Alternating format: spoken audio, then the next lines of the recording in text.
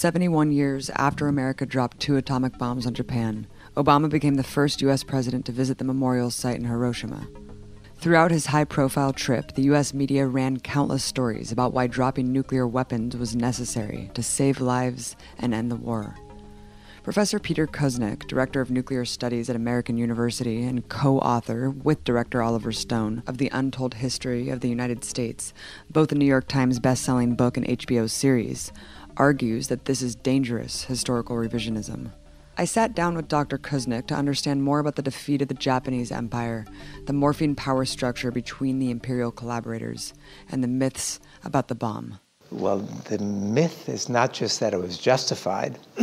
That's tied to the other, even bigger myth in some ways, that the atomic bombs actually ended the Pacific War, which is being repeated. You might have seen that the National Park Service announced a Manhattan Project National Park, that they're going to be developing these national historical sites. And when the Secretary of the Interior, Jewell, announced it, she said that it may have been tragic in some ways, but at least it ended the war. That's the basic myth. And if it ended the war, and it's a good war, and we're the good guys, and we're responding to Japanese aggression, then ergo the bomb is actually justifiable and even moral. And the argument goes even further to say that it saved lives. And not that it cost a couple 100,000 lives, but it actually saved lives. Initially, it was saved 500,000 American lives. But then we decided to become more humane, and we talk about all the Japanese lives that is saved. So it's part of this broad myth that has got no basis whatsoever in fact. In Hiroshima, 80,000 people were incinerated in the blast. In Nagasaki, another 80,000 perished. Thousands more died in the days and weeks following, from the fires that burned down the city to being forced to drink radioactive soot pouring from the ashy sky. Tens of thousands more died in the years following from radiation poisoning. Another mass atrocity, even more obscured from U.S. history, is that months prior, the U.S. had already firebombed multiple Japanese cities, pushing Japan to the brink of surrender. On March 10, 1945, the U.S. military dropped 2,000 tons of bombs on Tokyo, burning up 20% of the city and massacring 130,000 civilians in what's known as the worst firebombing in history. The United States had been firebombing Japanese cities for months already. In fact, the United States had firebombed more than 100 Japanese cities. In fact, the destruction reached 99.5% in the city of Toyama. Almost 100%, the entire city wiped out. You saw what we did in Tokyo on the night of May 9th and 10th. So we were wiping out cities. What changes the equation now is the Soviet invasion. And that's what the Japanese leaders had been dreading. And we know from mid-May, when the Supreme War Council issued their statements, they said that the Soviet invasion will put an end to the Japanese empire.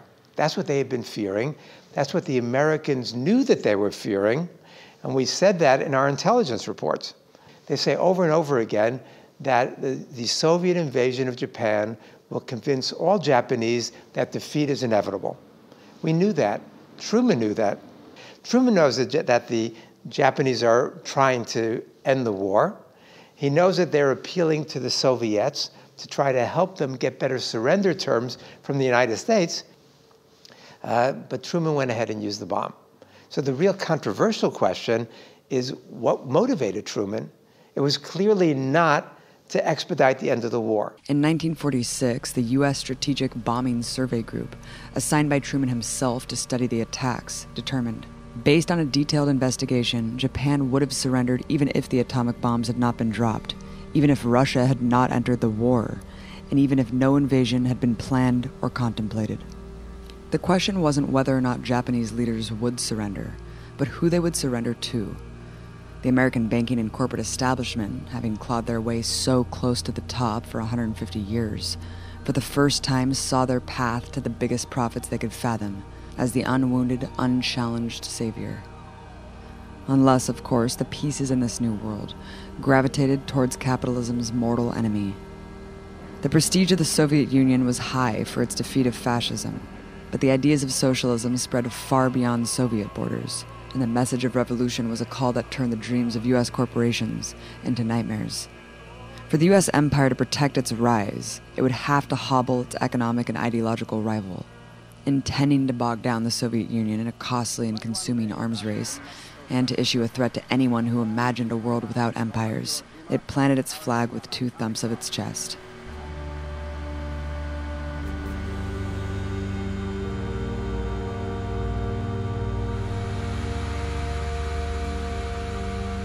The timing doesn't make any sense. The logic doesn't make any sense.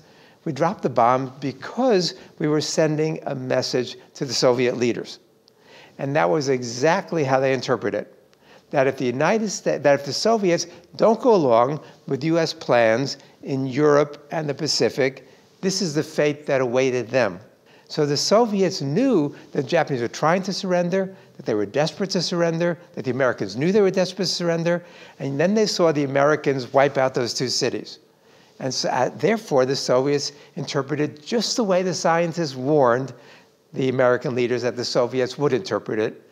And the danger the scientists said was that it was going to lead to this uncontrollable arms race and a race for mutual annihilation. And that was the reality that Truman set up with the dropping of the atomic bombs.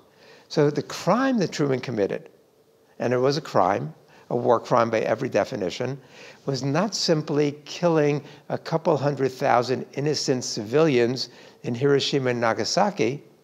It was threatening the entire species with annihilation. So as Oliver and I say in the Untold History, to kill hundreds of thousands of innocent civilians is a war crime.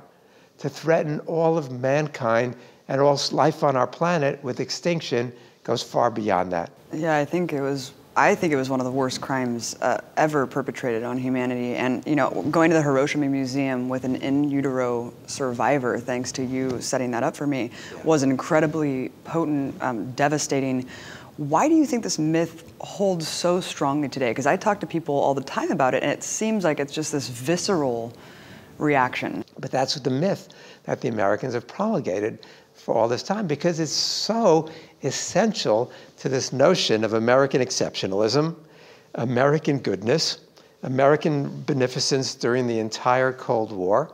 And then that gets into some of the other crucial myths, because the entire Soviet role in winning the war in Europe and their contribution to the victory in the Pacific has been wiped out. But it's all tied in with this fundamental mythology that just plagues Americans and prevents Americans from understanding the world. One of the key things that I try to stress, this idea that you mentioned about that the Americans won the war in Europe.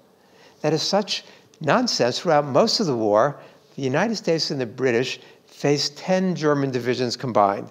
The Soviets were facing 200 German divisions during that time. The United States lost about 310,000 in combat, a little more than 400,000 overall. The Soviet Union lost 27 million. Do you know what that 27 million figure represents? It is hard to even conceptualize. 27 million is the equivalent of one 9/11 a day, every day for 24 years.